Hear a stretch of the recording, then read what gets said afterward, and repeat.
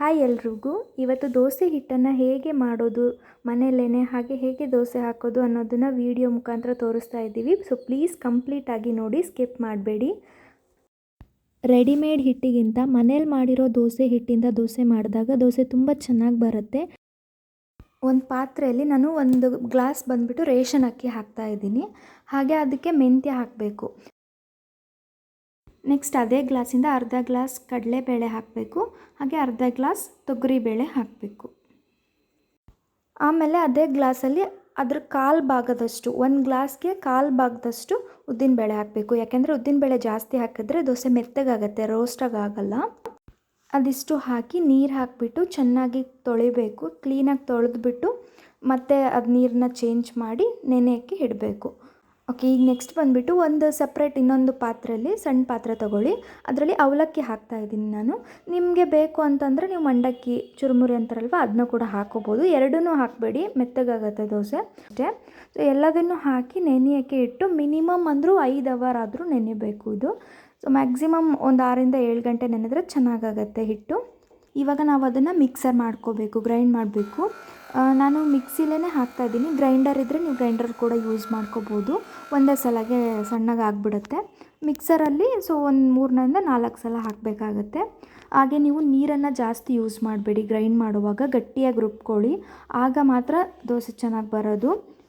ನೀಟಾಗಿ ರುಬ್ಬಿದ ಮೇಲೆ ಹಿಟ್ಟನ್ನು ನೀಟಾಗಿ ಕಲಿಸ್ಬಿಟ್ಟು ನಿಮಗೆ ಎಷ್ಟು ಬೇಕೋ ಅಷ್ಟು ಮಾತ್ರ ಹಿಟ್ಟನ್ನ ತಕ್ಕೊಳ್ಳಿ. ಉಳಿದಿದ್ದನ್ನು ನೀವು ಫ್ರಿಡ್ಜ್ ಏನಾದರೂ ಇದ್ದರೆ ನೀವು ಅದನ್ನ ನೆಕ್ಸ್ಟ್ ಡೇ ಯೂಸ್ ಕೂಡ ಮಾಡ್ಕೋಬೋದು. ಹಾಗಾಗಿ ಅದನ್ನು ಬೇರೆ ಪಾತ್ರೆಯಲ್ಲಿ ಸ್ವಲ್ಪ ತೆಗೆದು ಎತ್ತಿಟ್ಕೋಬೋದು. ಏಕೆಂದರೆ ಎಲ್ಲ ಹಿಟ್ಟಲ್ಲೂ ನೀವು ಉಪ್ಪು ಮತ್ತು ಸೋಡಾ ಪುಡಿನ ಕಲಿಸ್ಬಿಟ್ರೆ ಅದು ಹುಳಿ ಬಂದುಬಿಡುತ್ತೆ. ಅದಕ್ಕೋಸ್ಕರ ಎಷ್ಟು ಬೇಕೋ ಅಷ್ಟು ಮಾತ್ರನೇ ಯೂಸ್ ಮಾಡ್ಕೊಳ್ಳಿ. ಈಗ ಈ ಹಿಟ್ಟನ್ನು ಮ್ಯಾಕ್ಸಿಮಮ್ ಒಂದು 8 ಅವರು ನೆನೆಯೋಕ್ಕೆ ಇಟ್ಬಿಡಿ. ಅದಾದಮೇಲೆ ಅದು ಹಿಟ್ಟು ಬಂದುಬಿಟ್ಟು ಚೆಕ್ ಮಾಡಿ ಮೇಲ್ಗಡೆ ಉಬ್ಬಿರಬೇಕು. ಸೊ ನೀವೇನು ಹಾಕಿರ್ತೀರಲ್ವ ಹಿಟ್ಟು, ಅದ್ರ ಪ್ರಮಾಣ ಜಾಸ್ತಿ ಆಗಿರುತ್ತೆ.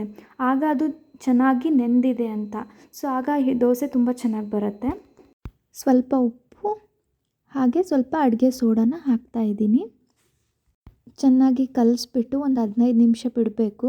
ಹಾಗೆ ಹಾಕಬೇಡಿ, ಯಾಕೆಂದರೆ ಅದು ಚೆನ್ನಾಗಾಗಲ್ಲ. ಸ್ವಲ್ಪ 15 ಮಿನಿಟ್ಸ್ ಬಿಟ್ಟು ಇನ್ ಕೇಸ್ ಏನಾದರೂ ಗಟ್ಟಿಯಾಗಿದ್ದರೆ ಹಿಟ್ಟು ಸ್ವಲ್ಪ ನೀರು ಹಾಕ್ಕೊಂಡು ದೋಸೆನ ಹಾಕ್ಬೋದು ನೀವು. ಇವಾಗ ನೋಡ್ತಾ ಇರ್ಬೋದು ನೀವು, ನಾನು ಹಾಕ್ತಾಯಿದ್ದೀನಿ ಪ್ಲೇನ್ ದೋಸೆನ.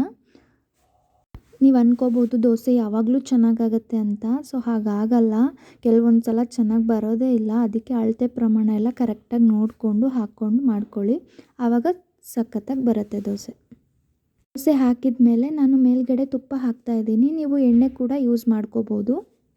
ನೋಡಿದ್ರಿ ಅಲ್ವಾ ಎಷ್ಟು ರೋಸ್ಟಾಗಿ ಆಗಿದೆ ಅಂತ. ಕೆಲವೊಂದು ಸಲ ಹಂಚಿಗೆ ಹಿಡ್ಕೊಳ್ಳುತ್ತೆ. ಸೊ ಗ್ಯಾಸ್ನ ಸ್ವಲ್ಪ ಸ್ಟವ್ನ ಸಣ್ಣಗೆ ಇಟ್ಕೊಂಡು ಹಾಕಿ. ಈಗ ಇನ್ನೊಂದು ಮಸಾಲ ದೋಸೆ ಹಾಕ್ತಾಯಿದ್ದೀನಿ. ನಮ್ಮ ದಾವಣಗೆರೆ ಸೈಡೆಲ್ಲ ಮಸಾಲೆ ದೋಸೆ, ಖಾಲಿ ದೋಸೆ ಈ ಥರ ಎಲ್ಲ ಮಾಡ್ತಾರೆ. ನಾನಿವಾಗ ಒಂದು ಮಸಾಲೆ ದೋಸೆ ಹಾಕಿಬಿಟ್ಟು ತೋರಿಸ್ತೀನಿ.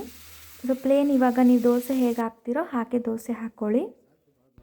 ಇವಾಗ ಅದಕ್ಕೆ ಸ್ವಲ್ಪ ತುಪ್ಪ ಹಾಕೋಣ. ತುಪ್ಪ ಹಾಕಿದ್ರೆ ಟೇಸ್ಟ್ ತುಂಬ ಚೆನ್ನಾಗಿರುತ್ತೆ. ಎಣ್ಣೆ ಕೂಡ ಯೂಸ್ ಮಾಡ್ಬೋದು, ಪ್ರಾಬ್ಲಮ್ ಇಲ್ಲ.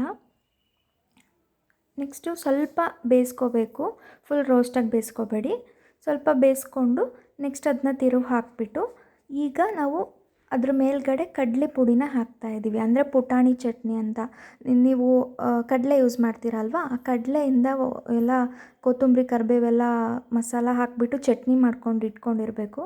ಅದನ್ನು ಅದ್ರ ಮೇಲೆ ಹಾಕ್ತಾಯಿದ್ದೀವಿ. ಹಾಗೆ ಆಲೂ ಪಲ್ಯನ ದೋಸೆ ಮಧ್ಯದಲ್ಲಿ ಇಟ್ಬಿಟ್ಟು ರೋಸ್ಟಾಗಿ ಬೇಯಿಸಿ ಅದನ್ನ ರೋಲ್ ಮಾಡಿಬಿಟ್ಟು ತೆಗಿತಾ ಇದ್ದೀನಿ. ಇದು ಮಸಾಲ ದೋಸೆ ಅಂತ. ಇದ್ರ ಜೊತೆಗೆ ನಾವು ಆಲೂಗಡ್ಡೆಯಿಂದ ಬೆಣ್ಣೆ ಕೂಡ ಮಾಡ್ಕೋಬೋದು. ಈಗ ಒಂದು ಖಾಲಿ ದೋಸೆ ಹಾಕಿ ತೋರಿಸ್ತಾ ಇದ್ದೀನಿ. ಏನಿಲ್ಲ, ದೋಸೆ ಹಾಕಬೇಕಾದ್ರೆ ಸ್ವಲ್ಪ ಜಾಸ್ತಿ ಹಿಟ್ಟು ತೊಗೊಂಡು ದಪ್ಪಗೆ ಸಣ್ಣದಾಗಿ ಹಾಕಬೇಕು ದೋಸೆನ.